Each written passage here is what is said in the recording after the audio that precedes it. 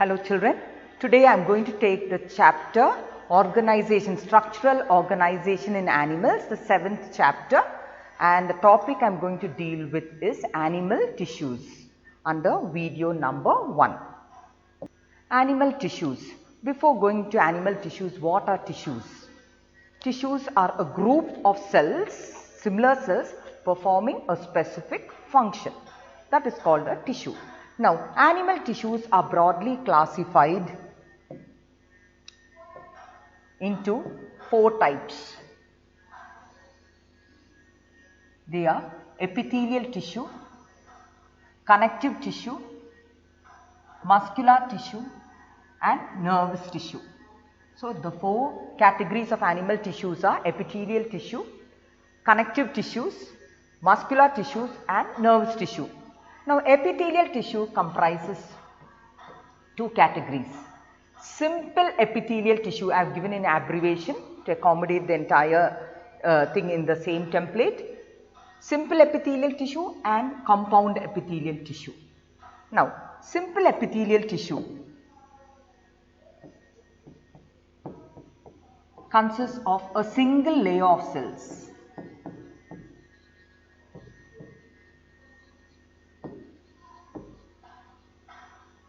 Whereas compound epithelial tissue consists of many layers of cells. Okay, that's a basic difference between simple epithelial tissue and compound epithelial tissue. Simple epithelial tissue consists of a single layer of cells and compound epithelial tissue comprises many layers of cells. Now, simple epithelial tissues are usually found lining internal organs. You know what is lining?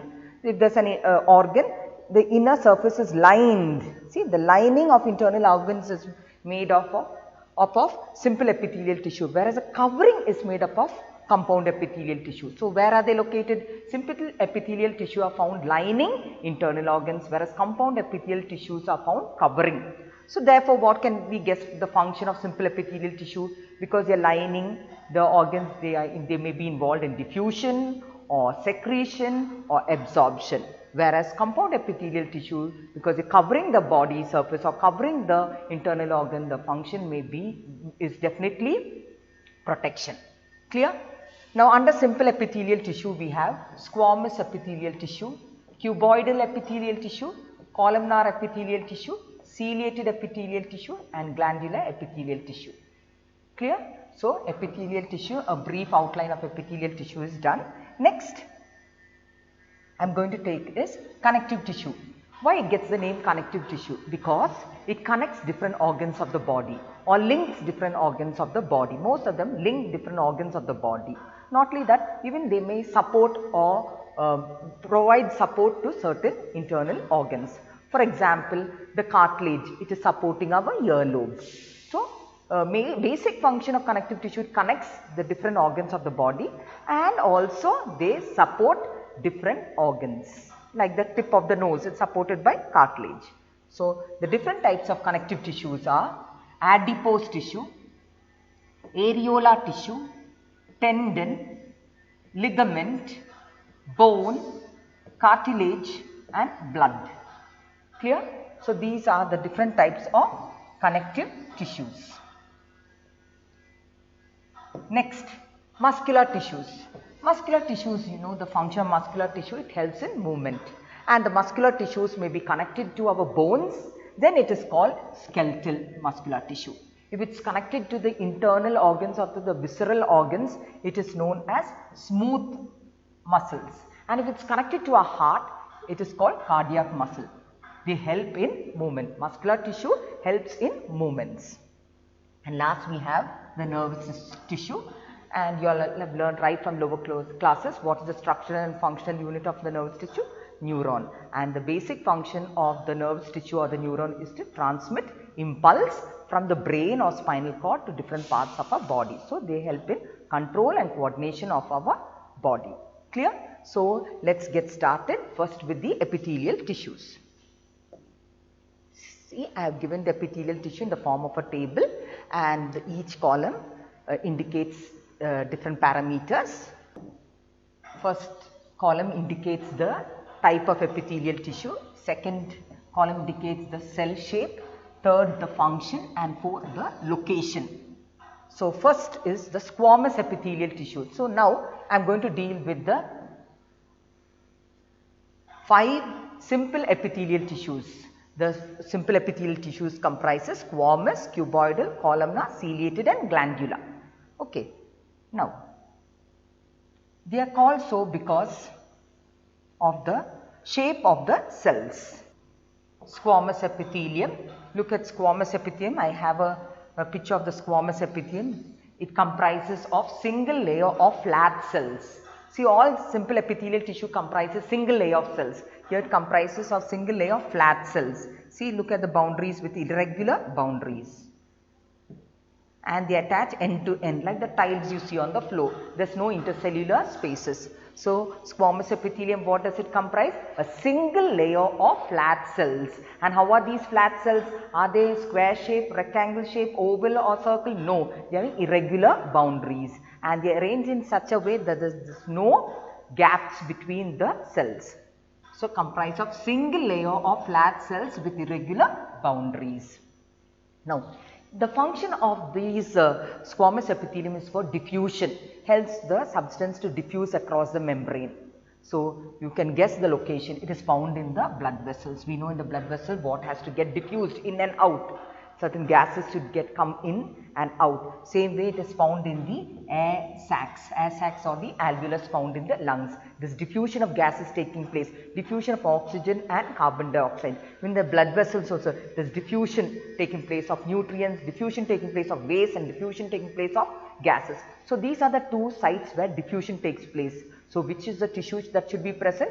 The squamous epithelium. So, from the function you can guess where it is located. The function of the squamous epithelium, because it is very thin and very fine, it is found in the region where diffusion takes place, and that is the blood vessels and air sacs or alveolus.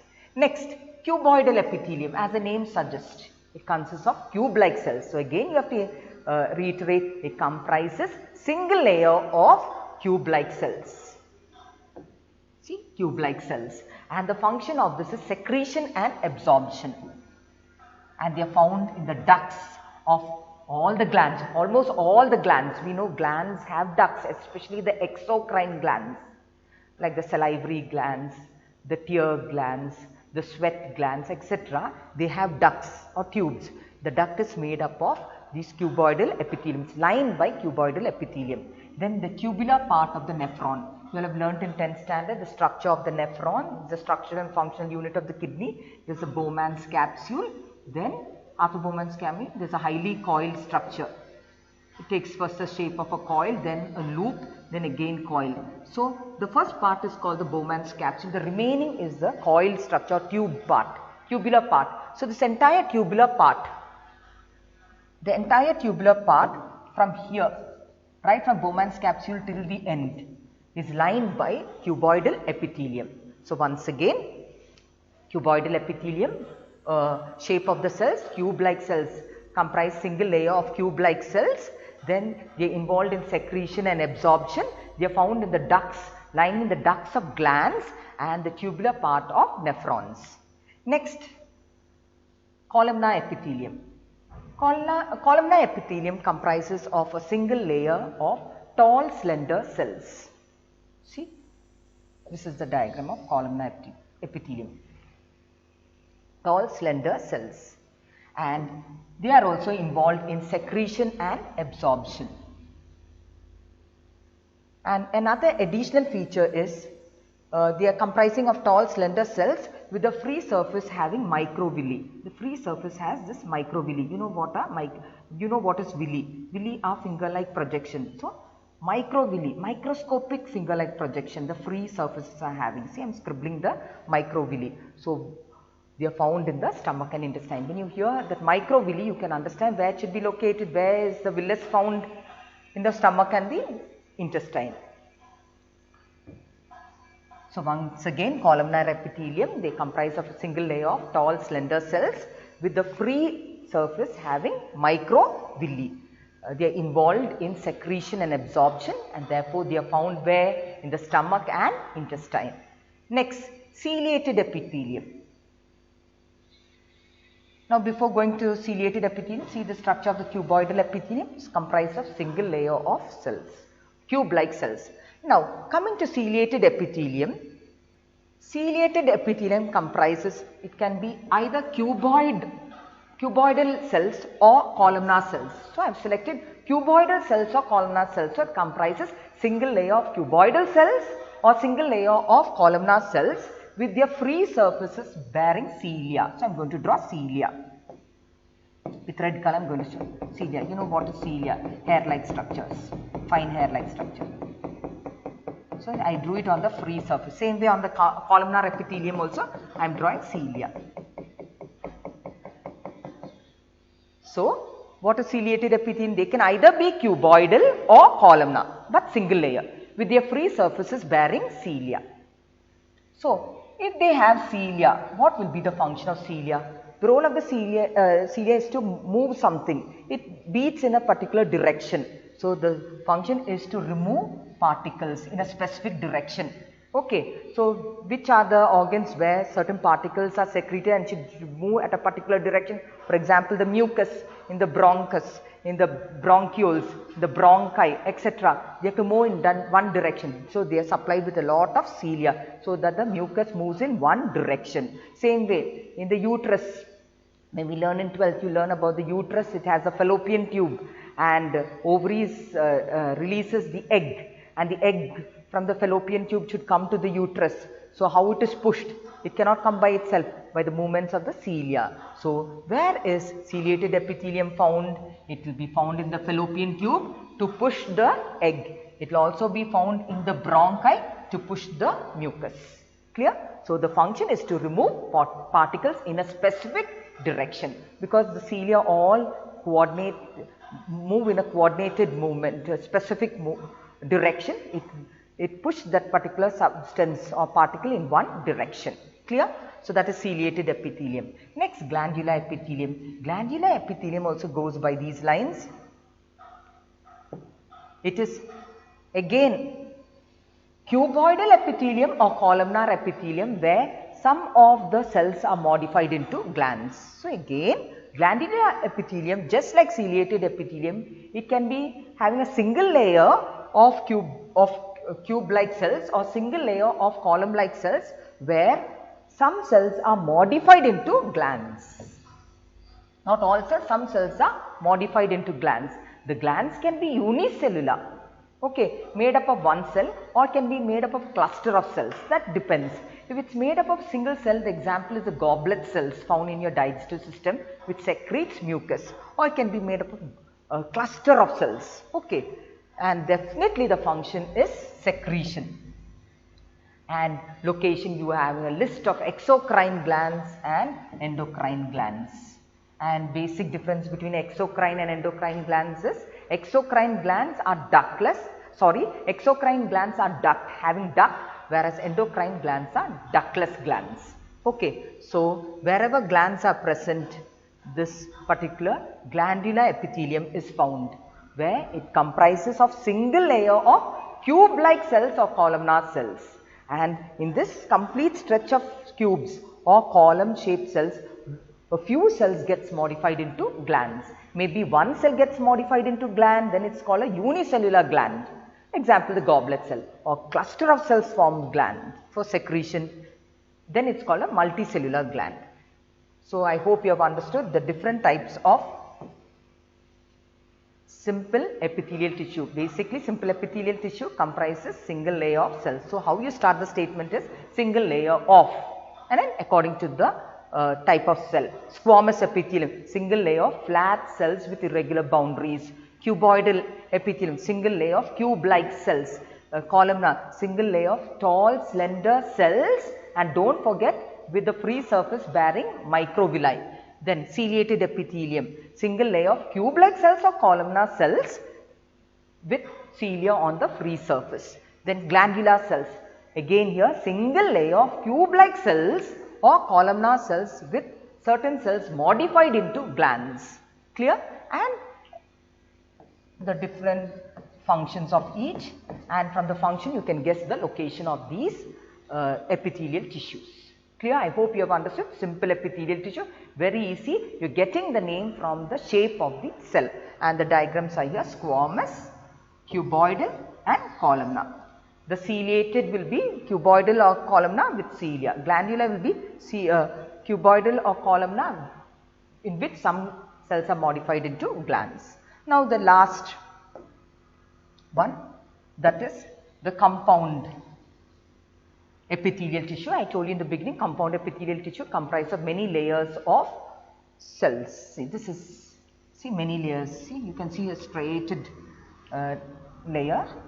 See how many layers: first layer, second layer, third layer, fourth, fifth, sixth, seventh, eighth, many layers of cells. So compound epithelium comprises of many layers of cells. Now can you guess which type of cells mainly they are comprising? If it is in the skin, they are comprising of many layers of squamous epithelium.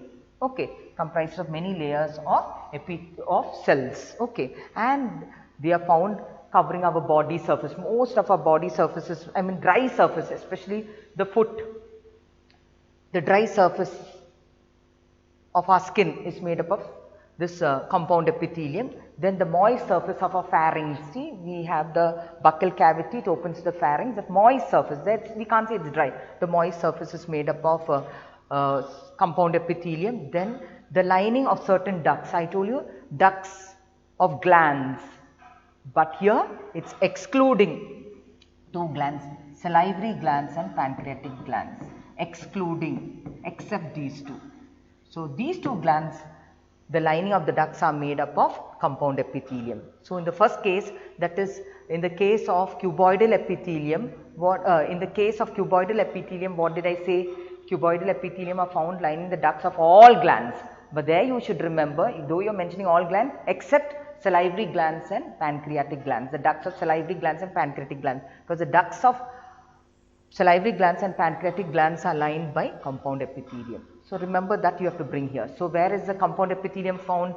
Definitely in the dry surface of your skin. So that's where your foot, the sole of your foot, you can scrape and one layer can be shed off, dry skin. So the dry surface of your skin is made up of compound epithelium. The moist surface of your buccal cavity or your pharynx is made up of compound epithelium. And lastly, the lining of ducts of two glands. Which are the two glands? Salivary glands and pancreatic glands. So once again, compound epithelium, as I told you before, it's made up of many layers of cells. See, many layers of cells, usually many layers of squamous cells. Okay, and the function is protection. And where are they found? This particular compound epithelium, where are they found? The dry surface of skin, moist surface of the pharynx, and also in lining the ducts of two glands, salivary glands and pancreatic glands. Where in the cuboidal epithelium, they are lining the ducts of all glands. There you should give an exclusion except salivary gland and pancreatic gland, because here it is by the salivary gland and pancreatic gland that the compound epithelium is lining. Clear? So I hope you have understood the different types of epithelial tissues. You learn it in the form of table, this will be clear, and from the function you can guess its location. Next, connective tissue. As I told you, connective tissue connects different organs, and here they have given the human body with the different connective tissue. It is scattered here and there in our body, or distributed, and you can see the connective tissue in different parts of our body, not specifically in one region. Now I am going to the table, connective tissue, but basically connective tissue, before going into the table, connective tissue comprises three main components. The ground tissue called the matrix,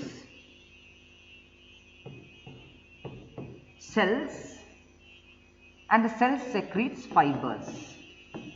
So once again, connective tissue basically comprises three components: matrix, cells and fibers. Matrix is the ground tissue. It can range from fluid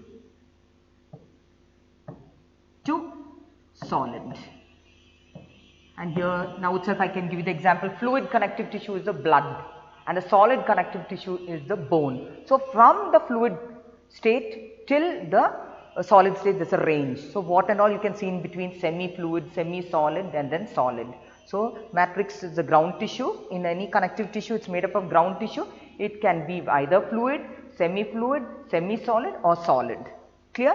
Then there are cells specific to each connective tissue.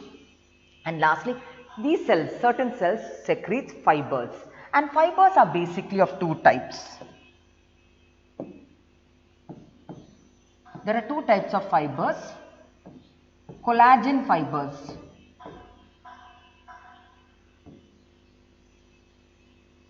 and elastin fibers.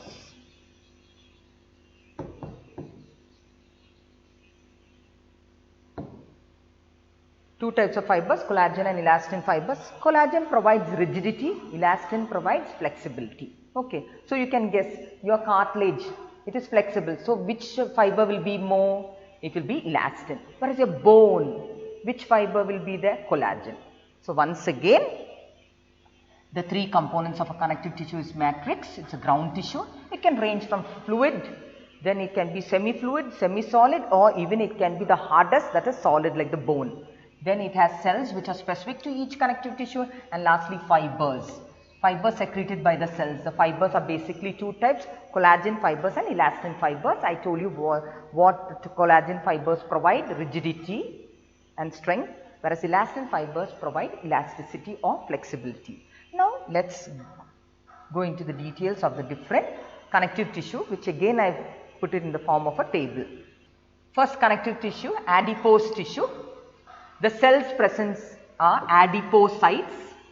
The fibers I have indicated as C and E. C stands for collagen, E stands for elastin. It comprise both collagen and elastin fibers, and the matrix, the consistency of the ground tissue, it is semi-fluid, like gel.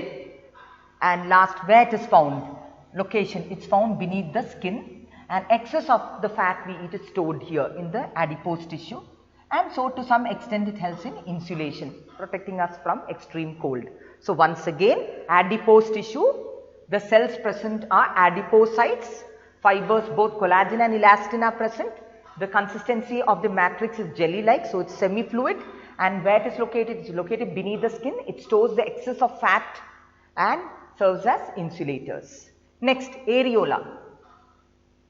The cells present in areola tissue are fibroblast cells, mast cells and macrophages. Three cells constitute the areola tissue: fibroblast cells, mast cells and macrophages. When this areola tissue comprises the collagen and elastin fibers, and same consistency or same texture, they are semi-fluid, jelly-like, and they are also found beneath the skin like a packing material. See, these are also found beneath the skin, and it's found beneath the skin, and so it gives a support framework to the epithelial tissue. Just imagine our skeleton or our body parts are just covered by the thin layer of epithelial tissue. What would be the state of our shape? All the crevices, curves, humps and curvatures of our body would be seen. Okay, we would look ugly, but what's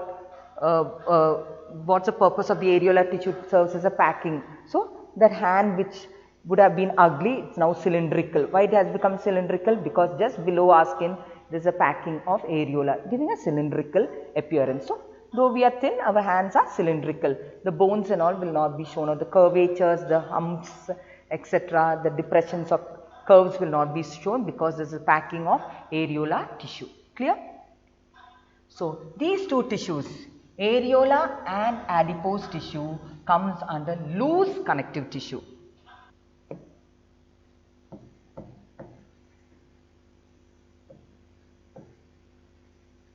Okay, so I am writing loose connective tissue, LCT I am giving as a short form. Next, tendon.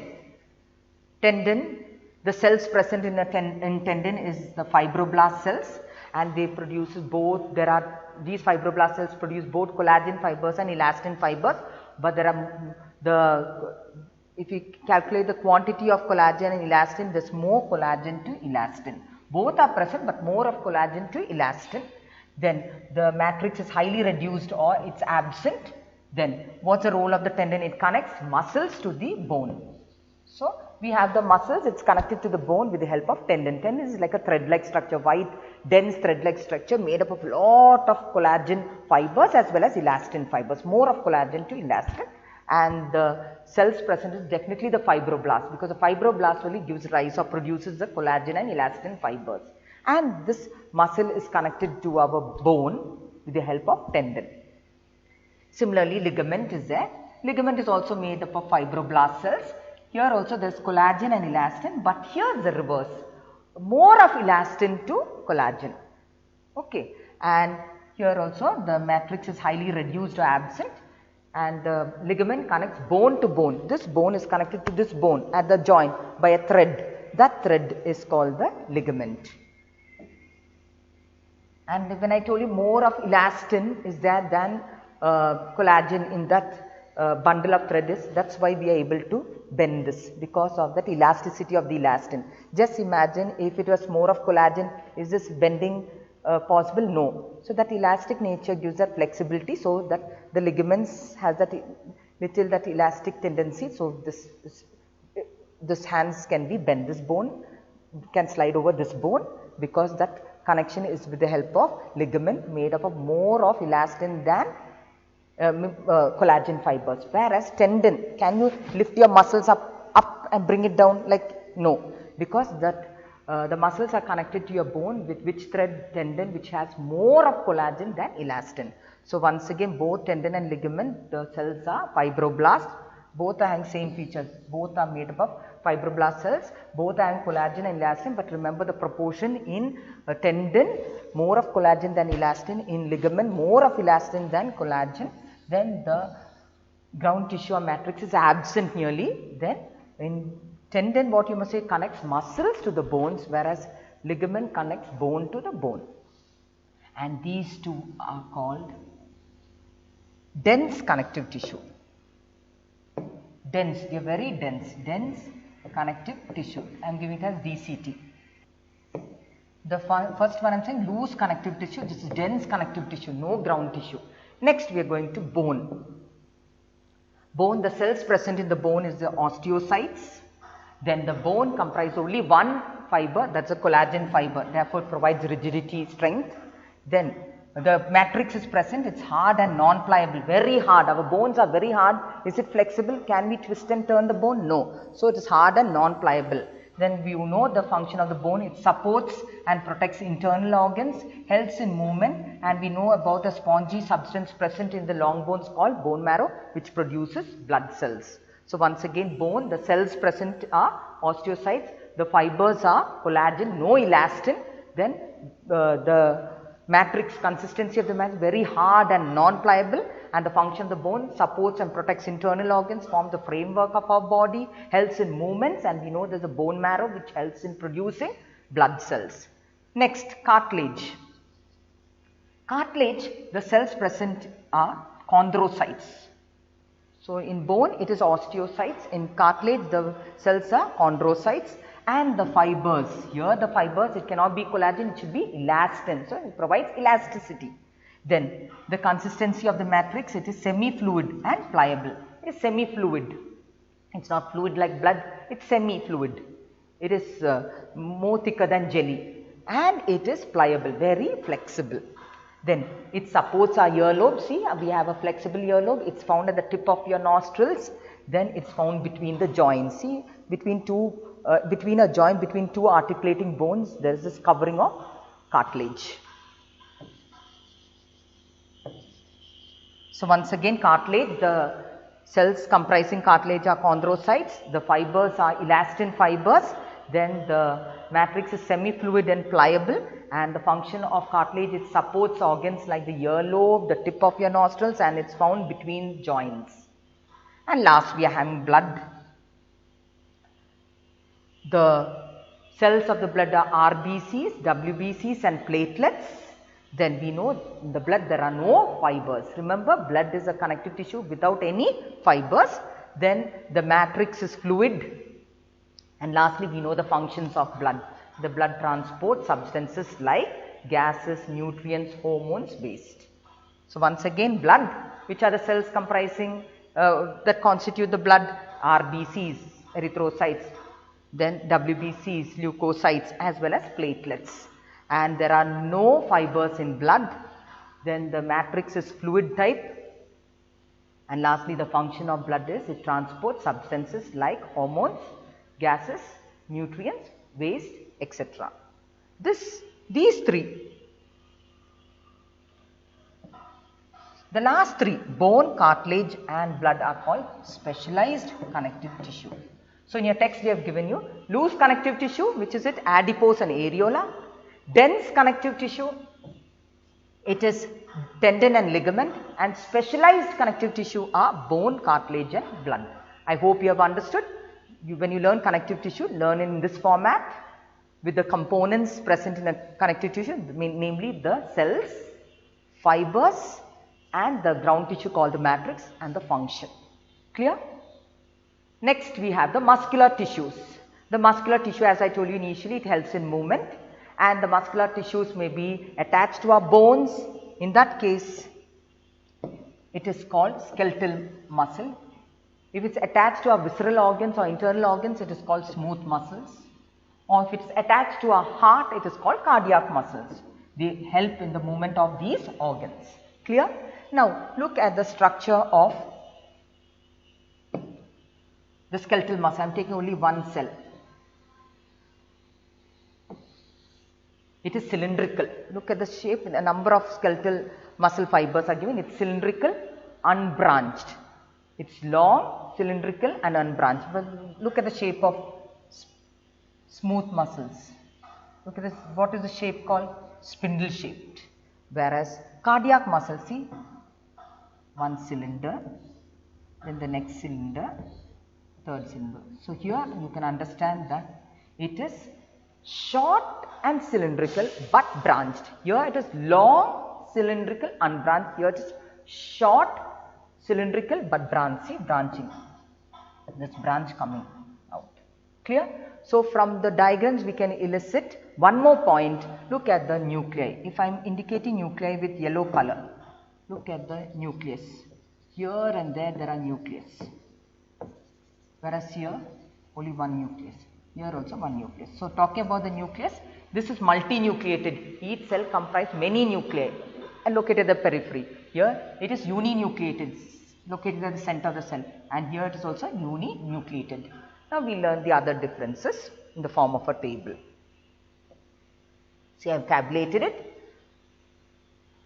Skeletal muscles, smooth muscles and cardiac muscles. Skeletal muscles, the shape of the muscle fibers, they are elongated, cylindrical and unbranched.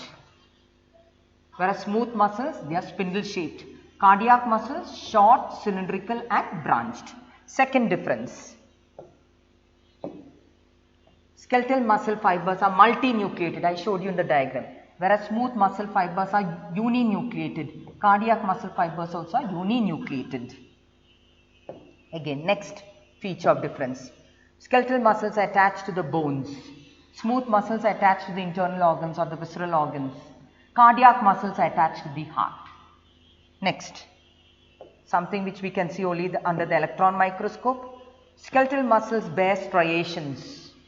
Smooth muscles are smooth, they do not bear striations, whereas cardiac muscles bear faint striations. And not only that, cardiac muscle bears something else, intercalated disc. So getting back to the diagram, see, can you see the striations? In skeletal muscles, striations are found. So that's why skeletal muscles also known as striated muscles. Now smooth muscles, can you see any striations? No. Therefore it is called smooth muscles. And look at cardiac muscle. Yes, you can see faint striations. And another thing what you can see, which is indicated in pink in the diagram. Now I am going to highlight that in yellow. See, at the junctions you can see, at the junctions of the branching you can see one disc-like structure. These disc-like structures are called intercalated disc.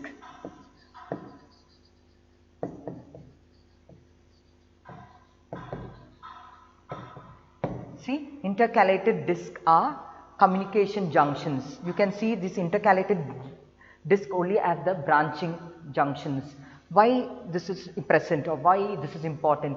When one cell gets the stimulus, for example, if this cell gets the stimulus to contract, see, there is a junction here. When it contracts, the impulse is transmitted to the neighboring cell through the intercalated disc. So the neighboring cells also contract. Neighboring cells transmit through the intercalated disc to its neighboring cells. So the importance of the intercalated disc is that the entire, all the cells of the tissue contract as a single unit. It's not that one cell gets the impulse to contract and then it contracts, then the next cell. No, it is together because through the intercalated disc it is communicated. So these are also known as communication junctions, and these communication junctions are correctly seen, not here and there, correctly seen where it's branched. So it gets connected to the next cells. So the function is that all the cells of the tissue contract as a single unit when the stimulus is reached. Clear?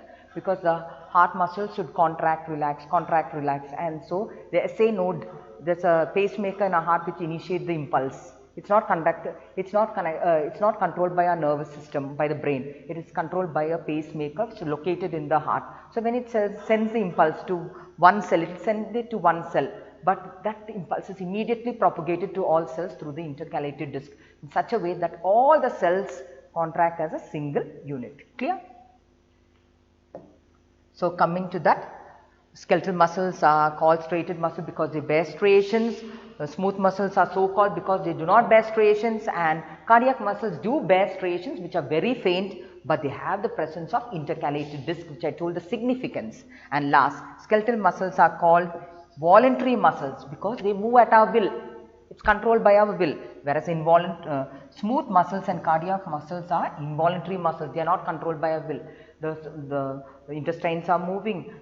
This contraction, relaxation, this movement of the stomach, it's not under our control. It is not by our will. It is done automatically. So that is also involuntary, and the contraction, relaxation of our heart is also not controlled by our will. It is done by the SA node. So that is also involuntary. Clear? So this gives the distinction between skeletal muscles, smooth muscles, and cardiac muscles. You have to learn this with diagrams. Last is the nervous tissue. As you know, the function of the nervous tissue is to conduct impulse from the brain and spinal cord to different parts of the body. Therefore, it is a control and coordination center. Very, very important. The control and coordination centers of brain, and everything is coordinated with the help of these nervous tissue. Now, the nervous tissue comprises of a number of fibers. Fibrous cells. What are these fibers called? Neuron. And the structure of a neuron basically comprises of three parts: cell body, axon, and dendrites. Clear? And a cell body, like any other cell, has cytoplasm and a nucleus. And they have very short extensions which are branched called the dendrites, and one long extension called the axon. And the axon, see how it terminates? It terminates in a branched form called nerve endings. Now, the axon may be covered with a sheet or may not be covered with a sheet. If it's covered with a sheet, it's called myelinated nerve fiber, or if it is not covered, it's non-myelinated. In the last chapter, chapter 21, we will be learning the different types of axons based on whether myelin is present or not, based on the number of dendrites, etc. Based on different categories, we are going to classify different types of neurons. As of this lesson, only you have to know the basic structure of a neuron, which you are learning right from the lower classes. It comprises of three parts: cell body, dendrites, and axon. Cell body, like any other cell, has a cytoplasm with a nucleus with short extensions called the dendrites and the longest extension called axon. The dendrites carries, look at the direction of the impulse. Dendrites carry impulse towards the cell body, see, towards the cell body, and axons carries impulse away from the cell body. Clear? So that is coming under nervous tissue. I hope you have understood all the tissues of animals: epithelial tissue, connective tissue, muscular tissue, and nervous tissue. Thank you.